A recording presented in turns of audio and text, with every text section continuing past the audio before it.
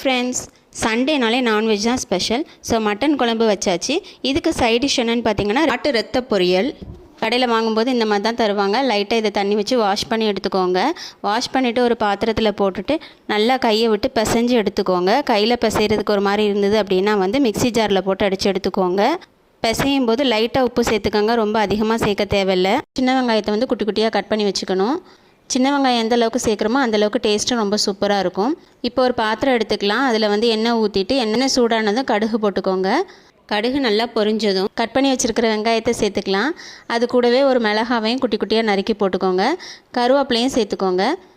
வெங்காயம் வதக்கும் போது லைட்டாக உப்பு ஆட் பண்ணிக்கோங்க. வெங்காயம் நல்லா வதங்கினதுக்கு அப்புறமா பிசைஞ்சு வச்சுருக்கிற ரத்தத்தை அது கூட சேர்த்துக்கலாம். ரத்தத்தை ஆட் பண்ணதுக்கப்புறமா கொஞ்சம் ட்ரை ஆன மாதிரி வர்ற வரைக்குமே கிண்டிகிட்டே இருக்கணும்.